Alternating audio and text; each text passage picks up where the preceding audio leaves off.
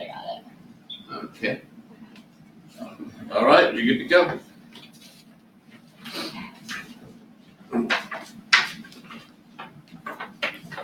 All right, hey guys, my name's Amanda, and I'm going to be talking to you a little bit about ethics. So first off, just to define ethics, ethics are the moral principles that just define what we do in our day-to-day basis. I'm sure the idea of ethics or making ethical decisions is not something that's new to us. We make decisions every single day, and some of those probably we can choose to make a more ethical decision versus not.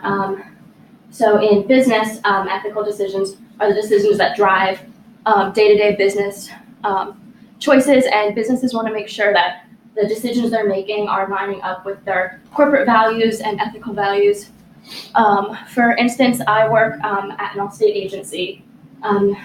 It's a small agency, about 4 to 5 people, and I'd like to think that I'm an ethical employee. But you got fired. I did get fired for a little bit, I did. But then I got rehired. But one of the things I think about when I'm at work, I'm like, okay, I don't steal from my job. I don't take credit for my coworkers' work. I don't lie to customers. But then when I really think about it, one of the big things that not only I'm guilty of, but my coworkers are guilty of, are conducting personal business during work hours. So that's typical. When I'm not in school and over the summer, I'm working 9 to 6, Monday through Friday. Does that mean that every single minute I'm sitting at my desk, I'm getting work done? No, probably not. I look over my coworker, talk to her about her weekend, look at my phone, remember I have to make a dentist appointment, run out and make that. All of those things aren't technically ethical behaviors because I'm conducting them at work. There's a little bit of a gray area here, because does that mean that if my coworker's daycare calls for her son that she can't answer it? No, of course not. And that's why a lot of companies have their own technological policies and using technology in the office. Something like where I work, we have kind of a broad electronics policy use. We can keep our phones on our desk. My boss kind of trusts us to get our work done while kind of taking mental breaks here and there. But a boss really wants to make sure they're leading by example. So if that boss is constantly on their phone or on a computer and the employees see that, then the employees aren't going to feel motivated to work because they're watching their leader take part in unethical behavior, so they're going to follow. Another thing is business leaders have responsibilities to not only make ethical decisions, but decisions that are also legal and economically positive for the company. So what this can mean is that sometimes not always the legal answer is the most ethical answer. An example of this could be, I just remembered I had to pay a bill over the phone the other day. I did it in 2 minutes, super easy, didn't talk to a human being once. Now, where I work, we have an administrative person who takes care of a lot of payments, basic policy changes. So if someone came to my boss and said, hey, I have this technology that you don't need that person anymore, and it's cheaper, my boss is now in a conflict of, do I want to take the more economical approach and save money while at the risk of taking a job away from that person? So that's an ethical decision that they have to think about. Another example could be when it comes to recycling. Recycling isn't required by law in every place. So a company doesn't need to recycle, but most companies do, because that's just kind of the ethical standard now that most companies are following. If we found a company who wasn't recycling their plastics and papers and things like that, it'd be kind of odd just because it's so generally accepted. And that's why a lot of companies come up with a code of ethics. I spent a good 5-10 minutes just Googling Rowan Code of Ethics, Allstate Code of Ethics. Most businesses have a code of ethics that they want to stand by. It's important when writing a code of ethics to make sure that it's written very clear and legibly so that all employees can understand it. It's important to outline consequences for any employees who break that code of ethics. The code of ethics should line up with the company's values, morals, things like that. So you want to make sure it's lining up with their ethics. That's really important. Another example I think about day-to-day dealing with ethics, things that you might not think are unethical. I work with a lot of salespeople, and we have numbers that we have to meet by the end of the month, by the end of the quarter, things like that. So I know that if my sales guy is looking to sell this policy that's going to make us hit our first quarter goal, but that customer can't come in and sign till the next week, or the deadline's too late, we're in a dilemma on, do we try and rush this paperwork? Do we try and kind of not be super ethical to meet the number? Or do we wait for the customer and do things right? So that is a big thing with ethics in your business. Another thing, you want to make sure you're hiring ethical people. And what we're talking about a lot here in like recruitment selection, if you want an ethical business, like people are your business. So you want to make sure you're hiring ethical people. And the rest of my team is going to go forward and explain more about recruitment and selection process and being ethical in that. So you want to make sure that when you're looking to hire people, they line up with the same morals that you have, the same ethical beliefs that you have. Because if you're not hiring ethical people, then you're not going to have an ethical company. You want to make sure different things, situations where you might not think are really tough ethical situations. I was reading online, you might think you overhear your boss in the bathroom talking about your coworker is either going to be demoted or fired. Do you tell that person or not? Is that ethical? So that's just to give you a broad idea of what ethics are and how ethics play a role in business. So I'm going to, no, I'm not.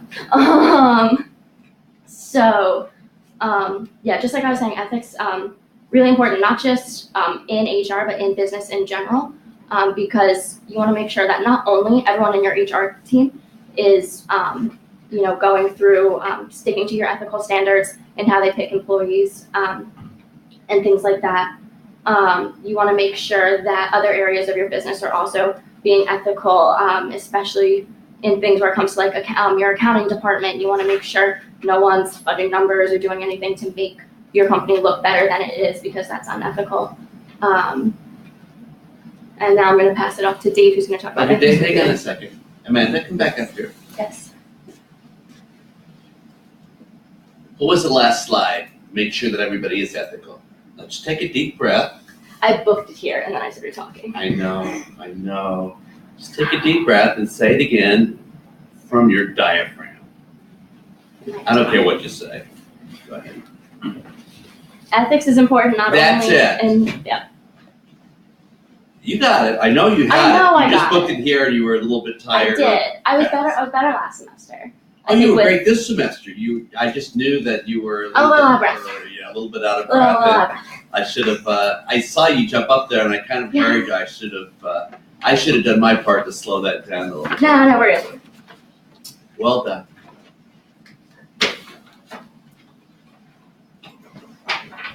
All right, hi guys, I'm Dave. I'm going to be talking about ethics in recruiting. I'm going to bring up some issues when it comes to recruiting, some code of ethics, and ethical screening practices going through the process.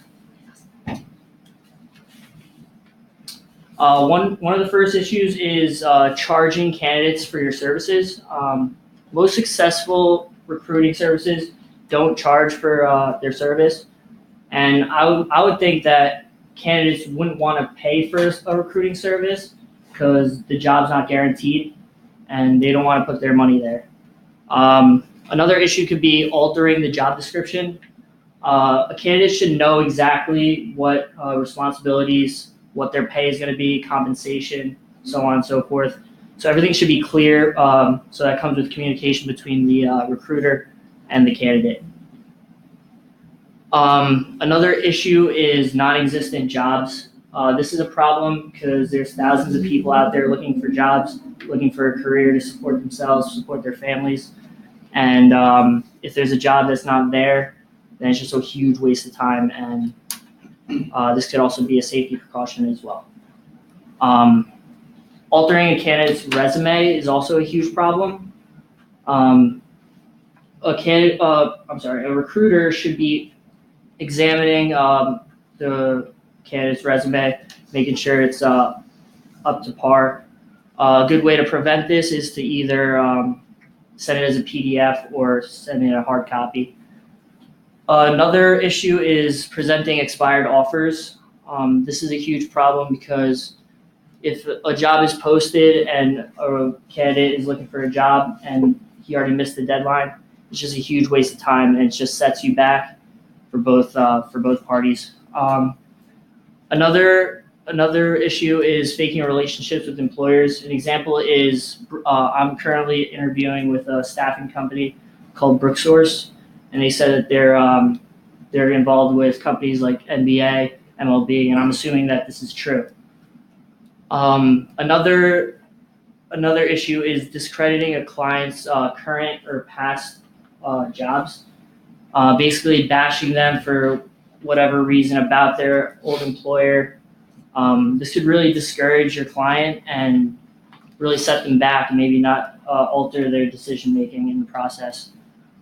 Another issue is the tag team approach. So basically when a recruiter is working with other outside sources, maybe another recruiter, there's lack of communication and you really don't know what to expect as a client. So this comes with good communication, and moving forward, you need to do that. Some code of ethics. The recruiter needs permission from the client to move forward with the process. This could either be written or verbal. They just need some sort of permission. They don't want to waste time with someone who's not interested in the job at hand. Also, a confidentiality agreement needs to be set in stone and set in place. All information about the clients are confidential. No outside source should have access to this because it includes information like where they live, some other personal information. So this should be confidential. Another code is job misinterpretation. This goes back to altering job description. The job description should be accurate, and the candidate should know exactly what is expected, knows what, when they go into the job, knows exactly what kind of roles they're going to have to play. Professionalism is huge when it comes to ethics, because for the recruiter especially, because they need to act in the most professional manner as possible, because they're a mirror image of the company. So if they're acting bad, then you're just giving a bad light to the company as a whole. And this could also affect the client's decision making. Some screening tips. First, you should come up with some initial questions to ask your candidates. Can be as simple as tell me about yourself, tell me about your past work history. This is so you can get a good background story of what kind of candidate you're dealing with. Next, you would review the resume. This is for the recruiter to really see if their resume matches the job description, and you can even ask them more questions about their resume moving forward. Next screening tip would be conduct a phone or video interview. This is vital to see if the client is actively involved in the process, if they're available. It's also a good way to get some insight on how their communication skills are. And finally, you should identify your top candidates. This is when you come up with a list of maybe 5 to 10 candidates who are qualified.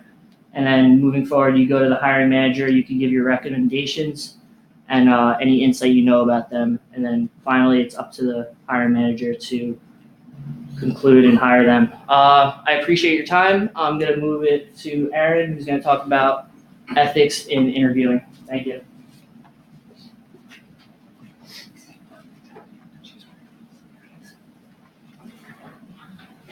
So as David mentioned, I'm Aaron. I'm going to talk about ethics of interviewing on the side of the interviewee as well as the interviewer.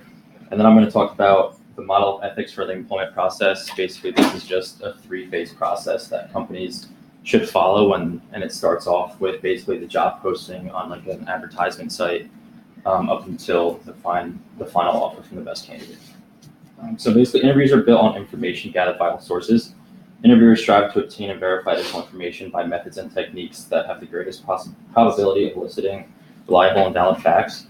It's crucial that both parties involved in the interview process are being ethical in order to reach the desired outcome. Next, I'm going to talk about ethics as an interviewee. So once you've arranged an interview time, it is your ethical obligation to be there, prepared, and on time. Interviews are assigned to a certain time and day, and missing the interview would be a complete waste of time and resources. Canceling an interview is a little different than not showing up at all. I mean, obviously, if you have an illness or a family emergency, that's an acceptable reason to miss an interview, but you want to notify them as soon as possible. Now, these are just some guidelines that you should follow. First, focus on what you bring to the company. An employee should be concerned first and foremost with helping the company, not the other way around. They should not talk about how much the position would help them, but rather how them filling a position would impact the company. Next, be honest. Make sure that the information on your resume is accurate and legitimate. Information such as GPA and previous job titles are often misrepresented by candidates who wish to boost their attributes. Also, when an interviewer asks you a question to which you don't know the answer, it's much better to admit this than try to pretend like you know otherwise and kind of make up an answer and lie. Next is when in doubt, don't. The most fundamental ethical principle of all, do no harm, applies to how you treat yourself as well as others. You want to resist the impulse to say something that will make you look foolish, incompetent, or naive. If you're not sure about how something will be taken, it's just best to leave it unsaid. Next is don't badmouth your previous employer. Your prospective employer may ask you about a previous job and why you left or why you want to leave your current job. If a poor relationship with a boss or colleague was a contributing factor, it's better to say something like, my supervisor and I didn't see eye to eye on a lot of projects rather than just badmouthing them. Personal attacks make you look petty, and also you're not aware if the person interviewing you knows your previous employer. And the last rule is probably the most important. You want to look within. Basically, before you even apply for a job, do some soul searching and find out what it is you're really looking for. To realize a company's mission successfully, you have to know what your own mission in life is and why you want to devote considerable time and energy to that organization. And these are just some of the most common unethical behaviors from a potential candidate. Some I mentioned, misrepresenting background skills, either on an interview or on a resume, canceling prearranged interviews. Another one is exhibiting unprofessional behavior, such as making comments about other companies, and misrepresenting job seeking status.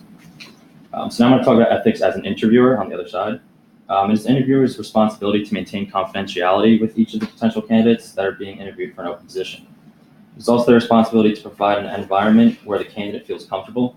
Employers striving to do the right thing must take care to treat applicants equally and give them each an opportunity for consideration. Just like an interviewee has an obligation to be completely honest, so does the interviewer. They must inform the candidate about all aspects of the position that they're applying for. For example, when informing a candidate about a job description, do not leave out any responsibilities or duties that they must perform. You cannot expect potential employees to do more than what is listed in the job description. Ethical employers design and document their hiring process to ensure and improve fairness and equality. They use standardized applications and interview questions to help ensure candidates all receive the same treatment and a fair basis of comparison. Additionally, interviewers must take caution to not make notes or give emphasis of any kind based on appearance or background. So interviewers should be asking questions that specifically apply to the job that the applicant is applying for. Ask interview questions that help you identify whether the candidate has the behaviors, skills, and experience needed for the job you're filling. When you use these interview questions, you can predict whether your candidate is a good cultural fit as well as an excellent job fit for the position. So some examples of unethical questions are, how old are you? What is your maiden name? Are you a U.S. citizen? Do you have any children? Do you plan to have children? These questions are unethical to ask in an interview because they do not have anything to do with the job that the candidate is interviewing for. And inquiring about certain information such as age or ethnicity is highly unethical. So basically what you can do if you're faced with one of these questions during an interview, basically dealing with them can be tough, especially if it's in like the middle of an interview, but it helps to be aware of these issues and how you want to approach them if you are faced with them. For example, if you're asked a question on marital status, you could reply with, I'm not quite sure the reason for that question, or what relationship does this question have with the job requirements. And now I'm going to talk about the model of ethics for the employment process. This model outlines 3 important phases of the recruiting and selection process and what should be done at each phase to ensure that your company is performing ethical actions when hiring. Like I said, it starts with a job analysis and then it finishes with selecting the most successful candidate. So during phase 1, a job analysis is conducted to compile a job description and specification for a vacancy. The advertisement is then compiled based off this information. When considering the initial applicants, they should be compared to the minimum criteria that you guys require. And then eliminations are done according to the guidelines in the company's recruitment and selection policy and procedures. Phase 2, the applicants are acknowledged by sending out a letter to all applicants that applied online. These are then screened based on the criteria from the advertisements that you mentioned in the job description and stuff like that. And you want to make sure you're using the same decision criteria for all the applicants. And then thereafter, a regret letter is sent to the applicants that did not pass the initial screening. Third and final phase includes conducting interviews of all the applicants that meet the criteria. The interview should ask the same questions to all applicants, like I said with standardization before. The assessments are then conducted by using instruments that are valid and reliable. Final assessment scores and information from the interview are integrated for the applicants. And then next, the final interviews are conducted with shortlisted applicants, and then an offer is made to the most successful and qualified applicant. So in conclusion, being ethical throughout the interview process as well as the employment process ensures that organizations will not face any risks that could harm them in the future. It is crucial that companies maintain an ethical standard in all aspects of business. Up next, Ronnie's going to talk about unethical harassment. Thank you. How's it going? My name is Ronnie. I'm going to talk about unethical harassment in the workplace. I'm going to talk about the types of harassment, what managers should do to prevent harassment from happening, what your company expects from the manager, and all the levels of harassment. So the types of harassment that we have that are unethical are quid pro quo harassment, hostile work environment, retaliation, sexual harassment, unlawful harassment, verbal harassment, physical harassment, and visual harassment. The first type of harassment that we have is called quid pro quo harassment. That's known as something for something harassment, which is, say, for example, I come in, I bring my manager a gift expecting a promotion from that. That's not allowed in the workplace, so that would be known as unethical. The next type of harassment that we have is called a hostile work environment, which involves bullying someone, making rude comments about race, gender, their sexuality, anything to put someone down, which makes them not want to go into work the next day. The next type of harassment that we have is retaliation. So say, for example, your boss fires you and then you try to get them back in some way. It could be by blackmailing them, filing a lawsuit that shouldn't happen. The next type of harassment we have is sexual harassment. That is pretty much, say, I talk to a female coworker at work, and then I ask her out to dinner and she says no, and then you keep trying to do that day after day. After a while she gets sick of it and then she files a complaint. The next type of harassment we have is unlawful harassment. That's pretty much saying, like, for example, in this picture it says no woman allowed in that room. That's pretty much against the law and you can't do that. The next type of harassment we have is verbal harassment, which is pretty much just yelling at someone, saying things that you shouldn't say, like in the workplace. Like you see he's yelling at her for being a female, or you could yell at her for pretty much anything. The next type of harassment we have is physical harassment, and that involves hitting another coworker, pushing them, to throwing something at them, anything that you do to harm someone else for something they did to you, or say you get fired. The next type of harassment we have is visual harassment. That involves putting up signs that offend someone. Say you're looking at something on your computer or something through an email that the other person shouldn't see or that bothers them, which would make it harassment. So what's not harassment in the workplace? The first thing is insisting on upon work performance. So that's the manager just setting standards to workers and making sure workers meet them, or criticizing worker for poor performance. It's okay to do performance appraisals. The next, why do we care about harassment in the workplace? We care about harassment in the workplace because it can be an embarrassment for you and your company. It's a liability for your company and you individually, and you can get government charges and lawsuits, which cost time and money. So what your company expects from your manager, The company expects the manager to make and understand the company's anti-harassment policies. The manager should understand the company's procedures, for responding to the complaints, and how to fix the problems responsibly. How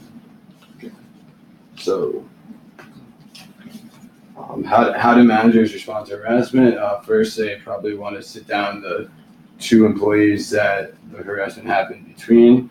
And next, see what happened, and if it is bad enough, then the person can file a lawsuit or be fired. So the first type of harassment we have here is level 1 harassment. An example of this: two co-workers, male and female, go out to lunch every day. While in the office, they joke around and often in a sexual way. They both do it, and no one complains about it. So that's a level 1 harassment. The next type of harassment we have is a level 2 harassment. This is the male enters a female's office. While she thanks him for involving her in the newest project, he stares at her chest. Then he compliments her on it and says that she looks good, and you can't do that. The third type of harassment is a level 3 harassment, which a male coworker gives a female worker a shoulder massage that she asked for. Then he expands the massage to other spots that he wasn't asked to.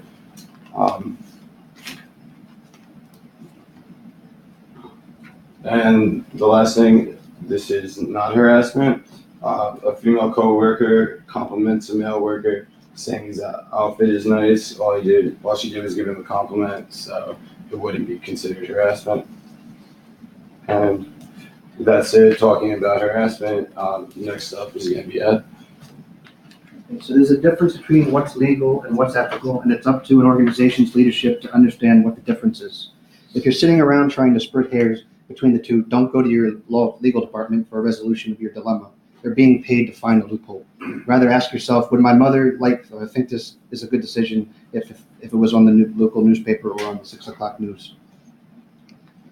Business ethics refers to a set of guidelines or values which are used to judge an individual's actions and behavior in organizations. Irrespective of the nature of an organization's function, an unethical employee promotes corruption and could also be a liability to the organization.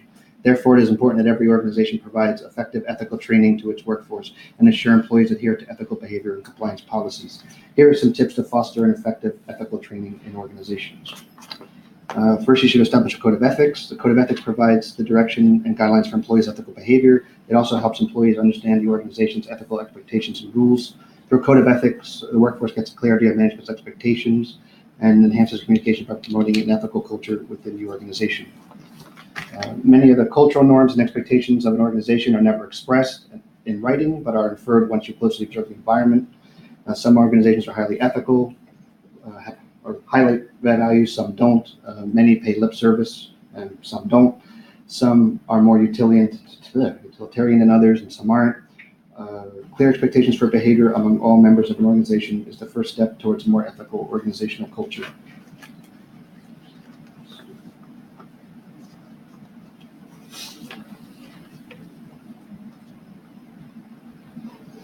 Best way to communicate your expectations for ethical behavior is to have written policies that every employee must review and acknowledge. This eliminates any questions about what the firm policies entail. A comprehensive policy should also include instructions for reporting ethical violations and a clear disciplinary policy. Management needs to lay down disciplinary actions that will be taken against employees found guilty of violating the rules. If the management promotes profits at all costs, employees might resort to any means to achieve their targets. However, if the management is serious about the means as much as the ends, they should ensure it is conveyed in no uncertain terms. When ethical violations are confirmed, a disciplinary system not only addresses the issue at hand, but it also sends a message to other members of your company that unethical behaviors will not be tolerated. Your disciplinary system may include a suspension from work, a warning system, or a termination from employment. With these strategies, you will encourage ethical behaviors within your company.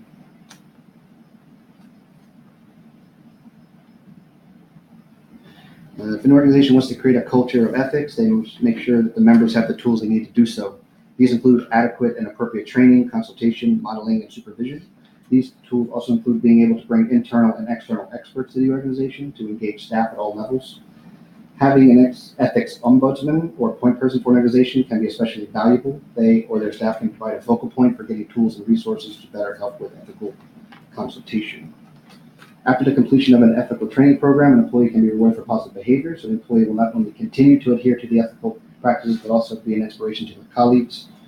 There are many ways that organizations can create a culture that supports and nurtures ethics. Closely attending a few important and easy member strategies to help create and sustain a culture of ethics can be endorsed and shared with all organizations. Problematic, unethical behaviors should not be reinforced if the organization wishes to extinguish these undesirable behaviors. Offering opportunities for recognition, reward, and social reinforcement for desired ethical behaviors can go a long way to promote the types of ethical culture desired in any organization.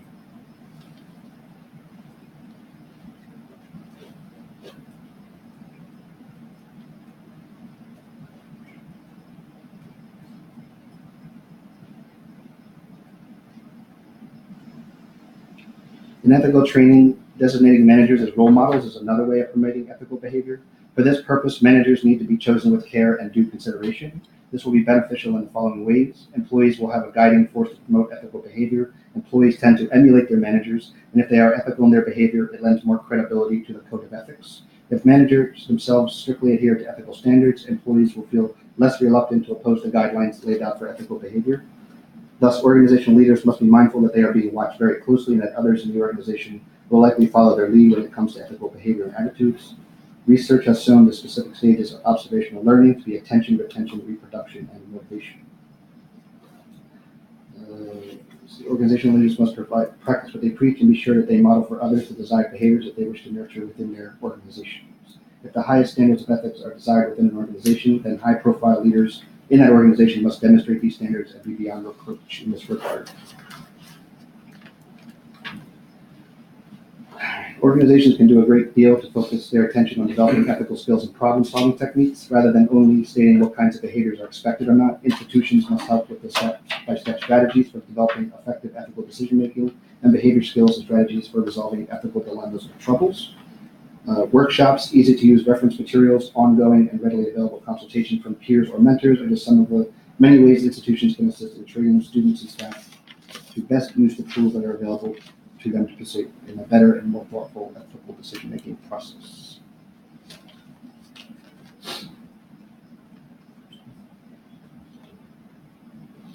Another basic and important principle borrowed from introductory psychology is the notion of immediate corrective feedback. Unless organizations offer timely and thoughtful corrective feedback, they will unlikely create a culture of ethics. Reinforcement for behavior that is desired and corrective feedback for that behavior that is not desired is critical to help create and sustain a culture of ethical behavior.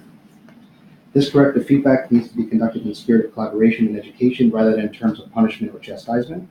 And collaboration and education allow for more openness and less defensiveness when feedback is provided. Immediate feedback is critical to maximize a fuller understanding of the problem behavior as well. And these principles can be very helpful to a wide variety of organizations that desire to create a more ethical culture. These principles provide an easy to remember and straightforward set of suggestions that are aspirational in nature, yet offer a clear focus on ways to maximize ethical behaviors within diverse organizational climates. And that's it.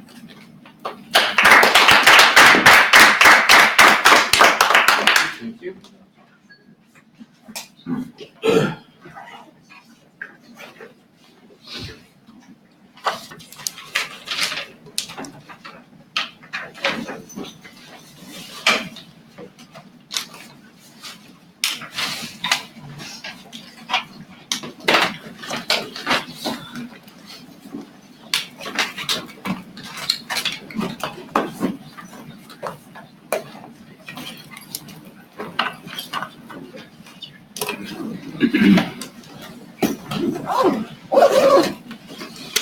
Most people forget the tie or maybe the shirt.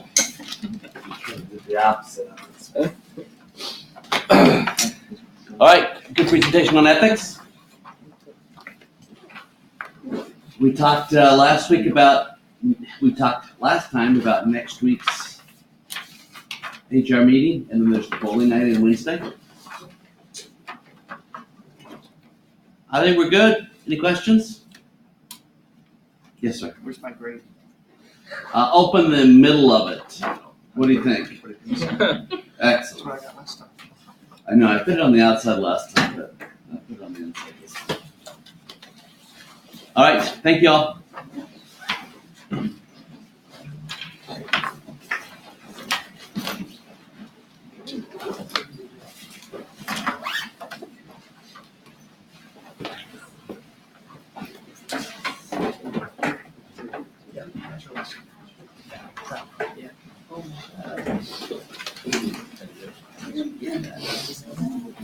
Yeah.